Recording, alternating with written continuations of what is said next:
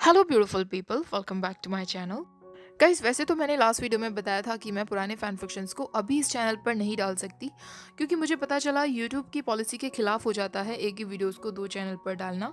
पर फिर भी मुझे काफ़ी सारे कमेंट्स आ रहे थे कि हम पुराने एफएफ्स कहाँ देखें। तो गाइज, आप बिल्कुल भी चिंता मत करिए, वो फैन फिक्शन मेरे पास सारे के सारे सेफ हैं। भगवान ना करे ऐसा हो, लेकिन फिर भी अगर वो चैनल मेरा टर्मिनेट हो जाता है तो मैं सारे फैन फिक्शन एक एक करके यहाँ पे डाल दूंगी, क्योंकि इस चैनल का अभी रिव्यू नहीं हुआ है तो इस पर अभी डालना सेफ नहीं होगा। ठीक है, तो वे ऑफ कपल का नेक्स्ट पार्ट शुरू करते हैं। लास्ट पार्ट में हमने देखा विंग वांगजी से बहुत ज़्यादा नाराज़ हो गया था और क्लाउड रसिस को छोड़ने की जिद कर रहा था, पर वांगजी ने उसका हाथ नहीं छोड़ा था। अगले दिन भी वांगजी हर वक्त वेइंग के साथ था, जैसे उसे गार्ड कर रहा हो। अगर ये पास्ट की बात होती तो शायद वेइंग को लगता वांगजी उसे इसलिए नहीं जाने देना चाहता क्योंकि वो भी उसके लिए फीलिंग्स रखता है, लेकिन फिलहाल जो सब चल रहा था उस वजह से वेइंग को यही लग रहा था कि वांगजी को सिर्फ उस सो कॉल्ड डेस्टिनी की चिंता है, उनके हस्बैंड एंड वाइफ वाले रिलेशनशिप की चिंता है, इसलिए वो वेइंग को अपने पास से नहीं जाने देना चाहता। अचानक से वेइंग को लगने लगा कि वो वांगजी को बिल्कुल नहीं जानता। वांगजी के फेस एक्सप्रेशन से कोई नहीं बता सकता कि वो अंदर क्या सोच रहा है। अब वेइंग एक बड़ी प्लान के बारे में सोचने लगता है। उसे लग रहा था कि लैंड क्लैन इजीली उसे नहीं जाने देंगे। वेइंग अभी भी वांगजी का पार्टनर ही है। अगर वो कैसे भी क्लाउड रेसेस छोड़कर युनमक वापस भाग भी जाता है, तब भी लैंड क्लैन के पास ये हक है अपने किसी मेंबर को युनमक भेजकर उसे वापस लेकर आने का।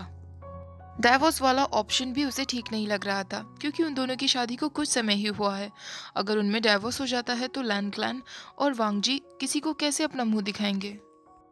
तो अब उसके पास बस एक ही रास्ता था, उसे कुछ ऐसा करना होगा जिससे लैन क्लैन मेंबर्स अपने आप ही उसे वहां से भगा दें।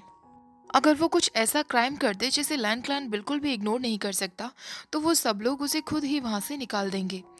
अब वो लैंड क्लैन बुक की उस आर्टिकल को पढ़ता है जिसमें लिखा हुआ था कि किन क्राइम्स को करने से लैंड क्लैन से बाहर निकाल दिया जाता है।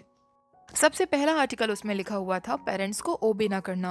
विंग सोचने लगा वो मिस्टर चिंग हैन जुन से, जो कि लान वांगजी के फादर थे, उनसे केवल एक बार ही मिला है, वेडिंग वाले दिन। उसके बाद वो उसे कभी दिखाई ही नहीं दिए, तो उन्हें डिसओबे करने का तो कोई सवाल ही नहीं उठता। दूसरा आर्टिकल्स था जो बच्चे को जन्म ना दे सके। ये बात मैन पर अप्लाई नहीं हो सकती थी क्योंकि वेइंग तो वैसे भी जन्म नहीं दे सकता था। तीसरा आर्टिकल था किसी और के साथ फोर्सफुली संबंध बना लेना। वेइंग ये काम बिल्कुल नहीं कर सकता था, वो किसी और के साथ सेक्स रिलेशनशिप नहीं रख सकता था। नेक्स्ट आर्टिकल था जेलस होना। तो वांगजी एक ऐसा इंसान है जिसके अंदर जेलसी वाली भावना तो शायद ही कभी आएगी। लास्ट आर्टिकल वो उसे थोड़ा सा अपने काम का लगता है, जो था स्टीलिंग, यानी कि कुछ चुरा लेना। वेइंग सोचता है ट्रेजर पवेलियन में लैंड क्लैन के काफी सारे मोस्ट फेमस वेपन्स रखे हुए हैं। अगर उनमें से मैं कोई चुरा लेता हूँ तो वांगजी पक्का मुझे यहाँ से बाहर निकाल देगा ना। ऐसे ही वेइंग ट्रेजर पवेलियन के पास जाता है, आसपास काफी सारे लैंड मेंबर्स वहां पहुंच जाते हैं। वो आपस में बातें कर रहे थे, क्या तुमने सुना है मास्टर वे का कुछ पता नहीं चल रहा है। सेकंड मास्टर लैंड ने काफी सारे लोगों को माउंटेन पर बुलाया है उन्हें ढूंढने के लिए। सेकेंड मास्टरलैंड ने कहा है कि हम माउंटेन गेट को पूरी तरीके से लॉक कर दें, जिससे मास्टर वे वहां से ना भाग सके। तो दूसरा पर्सन कहता है मैंने भी सुना है कि उन दोनों के बीच लड़ाई हो गई है। मास्टर वे उनसे डाइवोर्स मांगना चाहते थे, लेकिन मास्टरलैंड ने साफ मना कर दिया। फिलहाल हमें अपनी ड्यूटी करनी चाहिए, हमें यंग मास्टर वे को ढूंढना चाहिए और तुरंत सेकेंड मास्टरलैंड को रिपोर्ट कर देनी चाहिए। विंग ये सुनकर शॉक रह गया था, उसे नहीं पता था कि वांगजी इतना ज्यादा उस पर नजर रखे हुए है। विंग अपनी बॉडी पर इनविजिबल तालिस्मान लगाता है और ट्रेजर पवेलियन में कोई भी ऐसा वेपन ढूंढने की कोशिश करता है जिसे वो चुरा सके। काफी समय तक ढूंढने के बाद भी उसे ऐसा कोई वेपन नहीं मिलता। तालिस्मान में उसकी स्पिरिचुअल पावर खत्म होने लगी थी, इसीलिए हारकर उसे वापस आना पड़ता है। वापस आते वक्त उसे माउंटेन पर एक सिंपल सी स्मॉल बिल्डिंग दिखाई जाती है। विंग को बहुत क्यूरियोसिटी हो रही थी, इसलिए वो अंदर बिल्डिंग में चला जाता है। अंदर जाते ही वहां देखता है रूम में काफी ज्यादा सफाई थी। माउंटेन पर बहुत ज्यादा घूमने की वजह से विंग बहुत थक गया था। वो देखता है कि उस छोटी सी बिल्डिंग में कोई भी नहीं था। वहाँ एक बेड था। विंग को थोड़ा स्लीपी भी फील हो रहा था और वो थक कर वहाँ सो जाता है। सोते वक्त विंग ने एक सपना देखा था। सपने में उसे ब्लू कलर की लैंड क्लैन यूनिफॉर्म में एक लेडी दिखाई दी थी जो उससे कुछ कह रही थी। उठने के बाद उसे याद नहीं था कि उस लेडी ने उससे क्या कहा था। तभी उस छोटी सी बिल्डिंग में किसी की एंट्री होती है। वो और कोई नहीं, लैंड क्लैन का मास्टर चिंग हैंजुन था, यानी वांगची का फादर था। विंग चुपके से वहां से निकलने की कोशिश करता है, लेकिन चिंग हैंजुन ने तुरंत नोटिस कर लिया था कि रूम में कोई है। वो कहता है कौन है यहाँ। वहींग तुरंत अपने घुटनों पर बैठ जाता है और उनसे कहता है, मुझे माफ कर दीजिए, मैं गलती से यहाँ आ गया। चिंग जुन उससे कहता है, तुम आशियन हो ना? तुम यहाँ क्या कर रहे हो आशियन? वहींग कोई जवाब नहीं दे पा रहा था। तभी वो बाहर से आवाजें सुनता है। वांग जी जोर जोर से चिल्ला रहा था, वहींग तुम कहाँ हो? और बाकी सारे क्लान मेंबर्स भी चिल्ला रहे थे, मास्टर वे आप कहाँ हैं? चिंग जुन उससे कहता है, अब मुझे समझ आया, तुम्हारे और वांग जी के बीच लड़ाई हुई है। मैंने सुना है इसी वजह से तुम क्लाउडसिस छोड़कर जाना चाहते हो। वहींग सोचने लगा, अब तो चिंगहनजुन उसे बांधकर वांग जी को दे देंगे। लेकिन चिंगहनजुन उससे कहता है, तुम चिंता मत करो, ये तुम दोनों का प्राइवेट मैटर है, मैं बीच में नहीं पड़ूंगा। अगर तुम यहाँ छुपना चाहते हो तो तुम छुप सकते हो।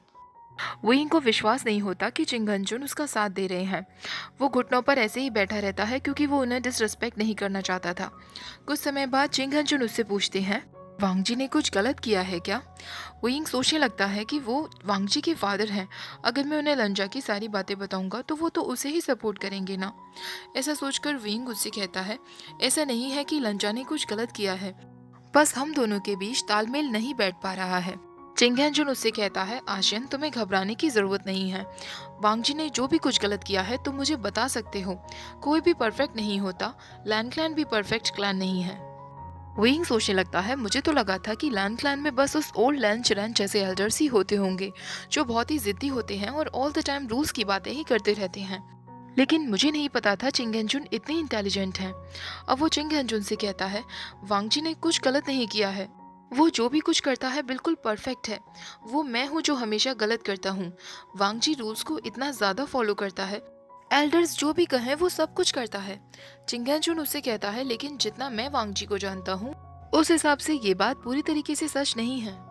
वांग जी के दिल में उसके खुद के विचार हैं जिन्हें कोई नहीं बदल सकता। अगर एक बार वांग जी को किसी से प्यार होता है तो चाहे कोई कुछ भी कहे, वांग जी अपना दिल नहीं बदलेगा।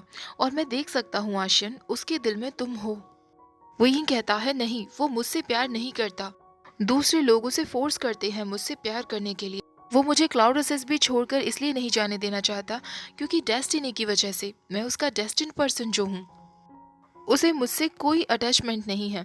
अगर वो मुझसे थोड़ा सा भी प्यार करता या मेरे लिए डिजायर रखता तो वो हमेशा मुझे रिजेक्ट क्यों कर देता है? चिंगेंजुन थोड़ा सा कंफ्यूज हो जाता है और वीइंग से कहता है, वांग जी ने तुम्हें रिजेक्ट किया? वीइंग को थोड़ा सा एम्बैरेसिंग फील होता है तो चिंगेंजुन कहता है, तुम अपने और वांग जी के इंटीमेट अफेयर्स के बारे में बात कर रहे हो ना? वांग जी ने इंटीमेट अफेयर्स के लिए रिजेक्ट किया? वहींग काफ़ी नर्वस फील कर रहा था और वो शायद इस बारे में चिंगहनजुन से बातें नहीं करना चाहता था। चिंगहनजुन उससे कहता है, कोई बात नहीं, अगर तुम इस बारे में बात नहीं करना चाहते तो। कुछ समय बाद वहींग उससे पूछता है, मास्टरलैंड ये कौन सी जगह है? चिंगहनजुन उससे कहता है कि वांग जी की मदर का घर है। चिंगहनजुन के हाथ में एक बॉक्स था जो विंग ने वेडिंग वाले दिन भी उनके हाथ में देखा था। चिंगहनजुन उससे कहता है कि ये वांग जी की मदर की आखिरी निशानी है। विंग काफ़ी क्यूरियस तो था ये जानने के लिए कि उस बॉक्स में क्या होगा, लेकिन वो उनसे नहीं पूछ पाया। चिंगहनजुन उससे कहता है, आशियन मैं नहीं जानता कि तुम्हारे और वांग जी के बीच में क्या हुआ, तो मैं तुम्हारी प्रॉब्लम्स तो सॉल्व नहीं कर पाऊंगा, लेकिन मैं एक बात तुम्हें ज़रूर बताऊंगा। इस दुनिया में हर किसी के अपने अपने रीज़न होते हैं। उस दिन जिस दिन वांग जी ने तुम्हें रिजेक्ट किया, शायद उसके लिए भी उसके दिल में ये बहुत डिफ़िकल्ट रहा हो। तुम चाहो तो उसे थोड़ा समय दे सकते हो। ऐसा कहकर चिंगहनजुन उस बॉक्स को जो उनके हाथ में था ड्रॉर में रखता है और वहां से चला जाता है। काफी समय तक सोचने के बाद वियिंग उस ड्रॉर के पास जाता है, तलिस्मान का इस्तेमाल करके उस लॉक को तोड़ देता है और उस बॉक्स को बाहर निकाल लेता है जो चिंगहनजुन ने अंदर रखा था। वेइंग उस बॉक्स को अपनी चेस्ट से लगाते हुए कहता है, मिसेस लैन, मैं वेइंग कभी भी भविष्यवाणी या फॉर्चून टेलिंग में विश्वास नहीं रखता। चाहे मैं लंजा के साथ रहूं या उससे अलग हो जाऊं, ये मेरी खुद की चॉइस है जिसे मैं खुद फॉलो करना चाहता हूं। मुझे आपकी मदद चाहिए। इस बॉक्स को मैं अपने साथ ले जा रहा हूं।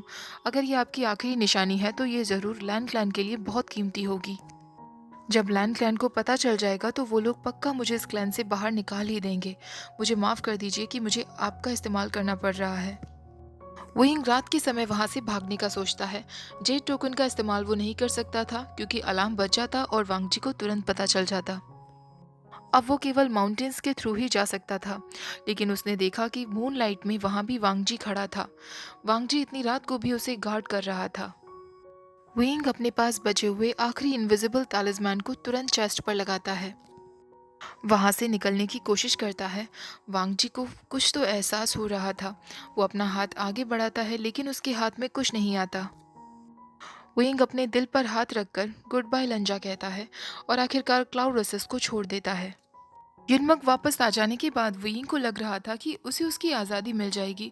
वो आज़ाद पंछी की तरह हर जगह घूमने के लिए जाएगा, लेकिन ऐसा बिल्कुल भी नहीं था। अगले ही दिन से वो वांगजी को बुरी तरह मिस करने लगा था। एक मिनट के लिए भी वो अपने रूम से बाहर नहीं निकला था। ये सोचकर ही उसे रोना आ रहा था कि अब वो कभी भी वांगजी को किस नहीं कर पाएगा, उसे हग नहीं कर पाएगा, उसके साथ सो नहीं पाएगा। उसे ऐसा लग रहा था कि किसी ने उसके इंटरनल ऑर्गन्स को काट दिया हो, उसकी आत्मा को उससे छीन लिया हो। वो अपने रूम में रो रहा था कि तभी दोपहर के वक्त यानली उसके पास आती है। यानली देखती है कि वुयिंग के बहुत डार्क सर्कल्स पड़ गए थे और उसकी आंखें लाल हो रही थीं। यानली पूछती है, आशियन क्या हुआ, तुम वापस कैसे आ गए, वो भी ऐसे अचानक से।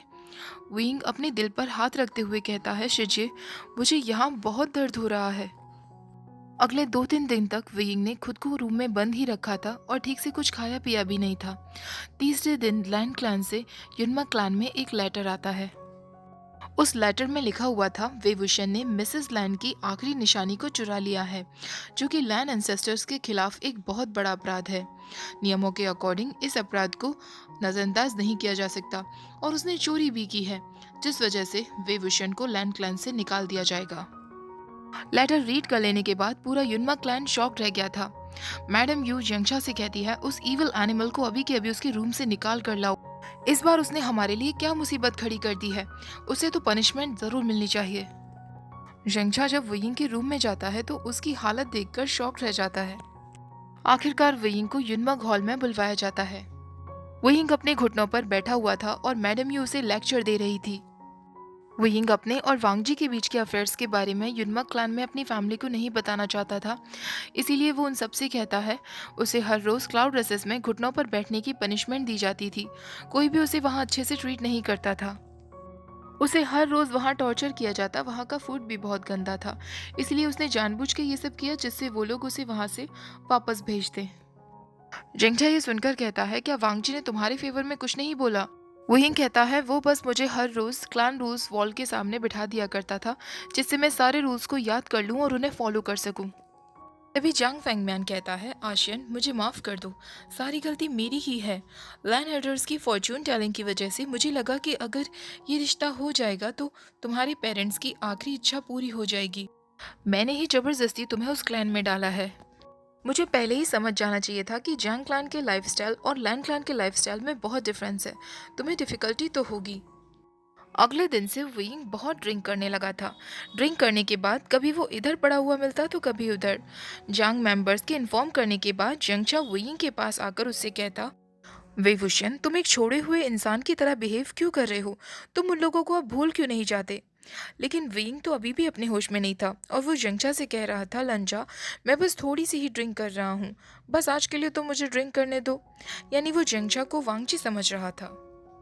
काफी दिन बीत जाने के बाद लैन क्लैन का कोई और लेटर नहीं आया था। जेंगचा गुस्से में कहता है, क्या उस लानवांगजी के पास बिल्कुल भी दिल नहीं है? क्या उसे वुयिंग को पिक करने के लिए अभी तक नहीं आ जाना चाहिए था? ये सुनकर वुयिंग और भी ज्यादा ड्रिंक करने लगता है। तभी जांग फैंगमैन कहता है, आशियन, मैंने डिसीजन ले लिया है। अगर तुम लांगवांगजी के साथ नहीं रहना चाहते तो मैं कल ही क्लाउड रेसेस जाकर तुम्हारे और उसकी डाइवोर्स की बात करता हूँ। मिसेस लैन का वो बॉक्स भी मुझे दे दो, कल मैं उन्हें वापस दे दूंगा। अब तुम्हें लैंडक्लैन वापस जाने की जरूरत नहीं। ये सुनने के बाद वुयिंग के हाथ में जो वाइन का ग्लास था वो नीचे गिर जाता है और वो जांग फैंगमैन से कहता है, जैसा आपको ठीक लगे अंकल। जांग फैंगमैन क्लाउड रेसिस से जब वापस आता है तो उसके पीछे पीछे वांगजी भी आया हुआ था। उसकी आंखों से लग रहा था कि वो बहुत दिनों से ठीक से सोया नहीं है। लोटस कोव आते ही वो वहाँ के सारे मेंबर्स से पूछता है, वे वुशन कहाँ है?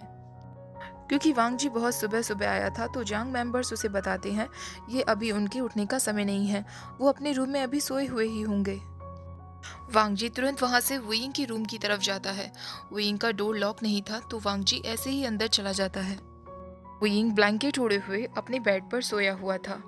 वांगजी चुपके से उसके पास जाता है, उसके चीक्स को पिंच करता है और उसके बालों को उसके फेस से हटाता है। वुयिंग नींद में ही कह रहा था, लंजा। वांग जी उसके नज़दीक जाकर उसके फोरहेड पे किस करते हुए कहता है, मैं यही हूँ वुयिंग। और वो वुयिंग के साथ ही उसके ब्लैंकेट में वहीं लेट जाता है। ब्लैंकेट के अंदर से ही वुयिंग वांग जी की स्लीव्स को पकड़ता है और टाइटली उसे गले लगा लेता है। वुयिंग अब अपने हाथों से वांग जी के फेस को ट्रेस करने लगता है और खुद से कहता है, ये लंजा मुझे इतना रियल क्यों लग रहा है, क्या ये सपना ही है। उसने अपना सिर वांग जी के चेस्ट पर रख लिया था। उसे वांग जी की सैंडलवुड स्मेल भी फील हो रही थी। वुयिंग वांग जी के चेस्ट पर ऐसे ही सो गया था।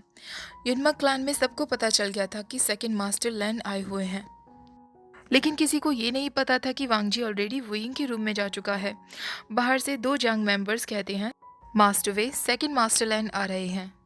ऐसा कहते हुए वो वुयिंग के रूम में अंदर आ जाते हैं और वो देखते हैं कि 2 बॉडीज एक दूसरे से लिपटी हुई थी।